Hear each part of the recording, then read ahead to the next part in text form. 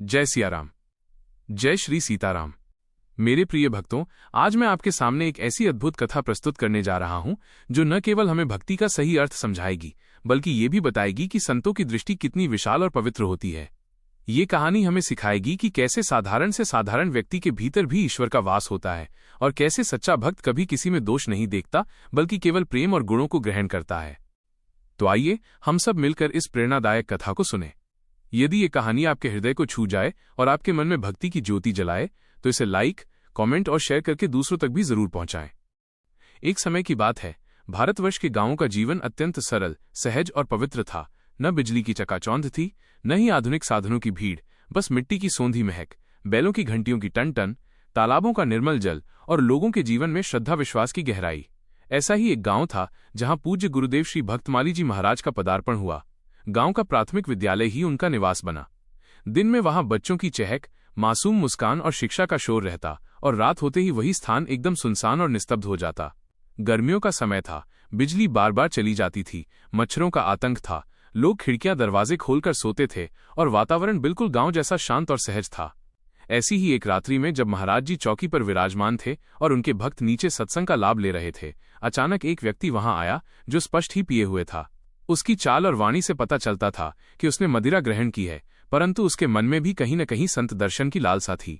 वो सीधे आकर गुरुदेव के आसन पर बैठ गया और बड़े आत्मीय भाव से बोला, कहो गुरु, कैसे हो? इस दृश्य ने हम सबको चौंका दिया। हमें यह अनुचित लगा कि कोई शराबी सीधे संत के आसन पर आकर बैठ जाए और ऐसी ढिठाई से बात करे, परंतु देखो संत का हृदय कैसा होता है। वह सहज ही अपने हाथ जोड़कर बोले, भगवान की बड़ी कृपा है। उस व्यक्ति की जिह्वा वृंदावन का उच्चारण नहीं कर पा रही थी। बार बार वह गोवर्धन कहता रहा। गुरुजी, गोवर्धन से कब आए? उसकी सांसों से दुर्गंध आती थी, परंतु महाराज जी की दृष्टि में उस दुर्गंध की जगह प्रेम और आत्मीयता दिखाई दी। हम सब तो बेचैन हो गए, पर गुरुदेव ने संकेत किया, शांत रहो। कुछ देर बाद वो व्यक्ति चला गया। तब हमने महाराज जी से निवेदन किया, गुरुदेव, आप गांव में कृपा करके आते हैं, पर यह कैसी व्यवस्था है? ऐसा आदमी आपके आसन पर बैठ गया। तब गुरुदेव मुस्कुराए और बोले, बेटा, जहां प्रेम और आत्मीयता अत्यधिक होती है वहां भेद मिट जाते हैं। उसने कितनी निकटता और आत्मीयता से पूछा, कैसे हो? इसमें अनुचित क्या है? और मान लो जैसा तुम कहते हो वो नशे में था, तो भी उसने गोवर्धन शब्द कितनी बार लिया। सोचो, गोवर्धन धाम का नाम उसके मुख से बार बार निकला तो क्या वो पवित्र नहीं हो गया? तुमने तो उसकी दुर्गंध देखी, पर मैंने उसके मुख से निकले पवित्र नाम को देखा। यही है संत की दृष्टि। वह दोष नहीं देखते, केवल गुण को ग्रहण करते हैं। फिर महाराज जी ने गीता का एक गूढ़ श्लोक स्मरण कराया, यो न हृष्यति, न द्वेष्टि, न शोचति, न कांक्षति, शुभाशुभ त्यागी भक्ति मान्यः समे प्रियः। अर्थात जो किसी की किसी भी क्रिया से उद्विग्न नहीं होता और स्वयं भी किसी को उद्विग्न नहीं देता, वही सच्चा भक्त कहलाने योग्य है और वही मुझे प्रिय है। संत ने समझाया, तुम्हें कभी भी किसी की किसी भी क्रिया से विक्षिप्त नहीं होना चाहिए और नहीं स्वयं किसी को विक्षिप्त करना चाहिए। भक्त का यही लक्षण है, और जब मन निर्विकार होता है तभी साधक के हृदय में भगवान का अवतरण होता है। फिर महाराज जी ने एक और प्रसंग जोड़ा, जैसे अत्रि और अनुसुईया की तपस्या से भगवान दत्तात्रेय प्रकट हुए। जब साधक की वृत्ति अनुसुईया की तरह निर्मल और निष्कलुष हो जाती है, तब भगवान स्वयं प्रकट हो जाते हैं। यही है भगवत अवतरण, साधक के हृदय में ईश्वर की अनुभूति। अत्रि अनुसुईया से 3 दिव्य पुत्रों का जन्म हुआ। ब्रह्मा जी के अंश से चंद्रमा, विष्णु जी के अंश से दत्तात्रेय भगवान और महादेव के अंश से दुर्वासा ऋषि। चंद्रमा वेदों में द्विजराज कहे गए, अर्थात ब्राह्मणों के राजा। वे औषधियों के अधिपति हैं, अमृत के प्रवाहक हैं और जीवन में शीतलता देने वाले हैं। दुर्वासा ऋषि भगवान शिव के अंश से अवतरित हुए, महान तपस्वी, महायोगी और निरंतर भगवान का ध्यान करने वाले। भक्तमाल ग्रंथ में नाभाजी ने उनका स्मरण किया है कि जिन्होंने निरंतर चतुर्भुज भगवान का ध्यान किया, हम उनकी शरण में हैं। इतने महान तपस्वी दुर्वासा, परंतु प्रश्न उठता है कि वे अम्बरीश महाराज से क्यों टकराए? क्यों सुदर्शन चक्र उनके पीछे दौड़ा? महाराज जी ने कहा, यदि दुर्वासा जी ये कठोर परीक्षा न लेते तो अम्बरीश जी का नाम तीनों लोकों में कौन जानता? यदि उनकी जटा से कालकृत्या प्रकट न होती और भगवान ने सुदर्शन चक्र न छोड़ा होता तो अम्बरीश जी की भक्ति की महिमा कैसे प्रकट होती? ये सब लीला थी जिससे संसार को ये संदेश मिले कि भक्ति ही सर्वोच्च है। दुर्वासा जी भक्ति की महिमा नहीं जानते हों, ऐसा नहीं है, वे जानते थे, परंतु यदि उन्होंने ये कठोर परीक्षा न ली होती तो अम्बरीश जी का नाम कौन लेता? आज अम्बरीश जी का नाम तीनों लोकों में गूंजता है, केवल दुर्वासा जी की उस लीला के कारण। देखो, संत और ऋषि कभी कभी क्रोध भी दिखाते हैं। दुर्वासा जी तो क्रोध भट्टारक कहलाए, उनकी नाक पर क्रोध सदा रहता था, परंतु उस क्रोध के भीतर भी ईश्वर की करुणा छिपी थी। ये सब केवल एक नाटक था जिससे भक्ति की महिमा प्रकट हो। इसलिए साधक को कभी सतही दृष्टि से संतों का मूल्यांकन नहीं करना चाहिए। उनके आचरण के भीतर गहरा रहस्य छिपा होता है। इस प्रसंग के बाद महाराज जी ने अम्बरीश जी की कथा को और गहराई से समझाया। उन्होंने कहा, अम्बरीश महाराज केवल एक राजा नहीं थे, वे एक महान वैष्णव थे। उनका जीवन धर्म, नियम और भक्ति का प्रतीक था। वे हमेशा एकादशी का व्रत करते थे और अपनी प्रजा के साथ भगवान की सेवा में लगे रहते थे। वे कभी भी राजसी सुखों में लिप्त नहीं हुए, बल्कि उन्होंने अपनी सारी शक्ति भगवान विष्णु की आराधना में लगा दी थी। उनके हृदय में केवल और केवल भगवान के लिए प्रेम था। एक बार एकादशी का व्रत पूरा करने के बाद द्वादशी को अम्बरीश जी पारण करने वाले थे। पारण का अर्थ है व्रत के बाद भोजन ग्रहण करना।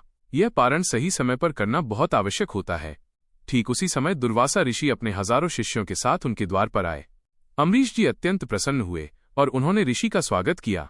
उन्होंने दुर्वासा जी से निवेदन किया कि वे पहले भोजन ग्रहण करें ताकि वे स्वयं पारण कर सकें। दुर्वासा जी ने उनका अनुरोध स्वीकार कर लिया, लेकिन वे नदी में स्नान करने चले गए। समय बीतता गया और पारण का शुभ मुहूर्त समाप्त होने वाला था। अम्बरीश जी धर्म संकट में पड़ गए। एक ओर अतिथि का सम्मान था और दूसरी ओर एकादशी व्रत के पारण का नियम था। यदि वे बिना ऋषि के भोजन किए पारण करते तो ये अतिथि का अपमान होता, और यदि वे पारण नहीं करते तो व्रत खंडित हो जाता। अम्बरीश जी ने अपने कुल पुरोहितों से सलाह ली। पुरोहितों ने कहा, राजन, जल ग्रहण कर लीजिए। जल का सेवन करना भोजन नहीं माना जाता, लेकिन इससे आपका पारण हो जाएगा और आप ऋषि का अपमान करने से भी बच जाएंगे। अम्बरीश जी ने पुरोहितों की सलाह मानकर थोड़ा सा जल ग्रहण कर लिया। जब दुर्वासा ऋषि स्नान करके वापस आए तो वे अपनी दिव्य दृष्टि से ये जान गए कि अम्बरीश ने जल ग्रहण कर लिया है। वे क्रोधित हो उठे। उन्हें लगा कि उनका अपमान किया गया है। उन्होंने कहा, हे अम्बरीश, तुमने मुझे बिना भोजन कराए ही पारण कर लिया। तुमने मेरा अपमान किया है। मैं तुम्हें इसका दंड दूंगा। दुर्वासा जी के क्रोध से उनकी जटा से कालकृत्या नामक एक भयानक राक्षसी प्रकट हुई, जो अम्बरीश को मारने के लिए आगे बढ़ी। अम्बरीश जी शांत और स्थिर खड़े रहे। उन्होंने न तो कोई विरोध किया और न ही भयभीत हुए। वे जानते थे कि उनके रक्षक स्वयं भगवान हैं। अम्बरीश जी के हृदय में भगवान के प्रति जो प्रेम और भक्ति थी, उसी क्षण भगवान विष्णु का सुदर्शन चक्र प्रकट हुआ। सुदर्शन चक्र ने एक ही पल में कालकृत्या को भस्म कर दिया। इसके बाद वो सुदर्शन चक्र दुर्वासा जी के पीछे दौड़ा। दुर्वासा जी भयभीत होकर भागने लगे। वे ब्रह्मा जी के पास गए, लेकिन ब्रह्मा जी ने कहा, मैं तुम्हें नहीं बचा सकता। ये भगवान विष्णु का चक्र है, ये केवल वही शांत कर सकते हैं। फिर वे शिव जी के पास गए। शिव जी ने भी कहा, दुर्वासा, मैं भी तुम्हें नहीं बचा सकता। ये विष्णु का चक्र है और मैं भी भगवान विष्णु के भक्तों की महिमा जानता हूँ। जाओ और भगवान की शरण में जाओ। अंत में दुर्वासा जी स्वयं भगवान विष्णु के पास वैकुंठ गए और उनसे अपनी रक्षा की याचना की। भगवान विष्णु ने दुर्वासा जी से कहा, हे दुर्वासा, मैं अपने भक्तों के अधीन हूँ। मैं तुम्हारी रक्षा नहीं कर सकता। मेरा सुदर्शन चक्र मेरे भक्त की रक्षा के लिए निकला है। यदि तुम मुझसे भी अधिक शक्तिशाली होना चाहते हो तो मेरे भक्त अम्बरीश से क्षमा मांगो। केवल वही तुम्हें इस चक्र से बचा सकते हैं। तब दुर्वासा जी वापस अम्बरीश जी के पास आए, उनके चरणों में गिरकर क्षमा मांगी। अम्बरीश जी ने अपने शत्रु को भी अपने हृदय में स्थान दिया और दुर्वासा जी को क्षमा कर दिया। उन्होंने प्रार्थना की, हे सुदर्शन चक्र, मेरे अतिथि को छोड़ दो। तभी सुदर्शन चक्र शांत हुआ और दुर्वासा जी की जान बच गई। इस प्रसंग से हमें यही शिक्षा मिलती है कि भक्त का हृदय निष्कलुष होना चाहिए, किसी की भी क्रिया से उद्विग्न न हो, किसी को उद्वेग न दे। भक्ति ही जीवन का आधार है। भक्ति से ही भगवान मिलते हैं और भक्ति से ही साधारण मनुष्य का जीवन महान बनता है। अम्बरीश जी की तरह यदि हम नियम, निष्ठा और भक्ति से भगवान की आराधना करें तो स्वयं भगवान हमारे रक्षक बन जाते हैं। यही है वैष्णव धर्म की महिमा, यही है भागवत धर्म की विशेषता। अतः हे साधकों, अपने जीवन में कभी भी आलोचना, दोष दर्शन और विक्षेप को स्थान मत दो। सदैव प्रेम, आत्मीयता और भक्ति को स्थान दो। संत की दृष्टि से देखना सीखो। जहां अन्य लोग दोष देखेंगे वहां तुम गुण देखो। यही साधना है, यही मार्ग है और यही जीवन की सफलता है। और इस शिक्षा के साथ सब मिलकर बोलो, दत्तात्रेय भगवान की जय, अम्बरीश महाराज की जय, भक्ति की महिमा की जय।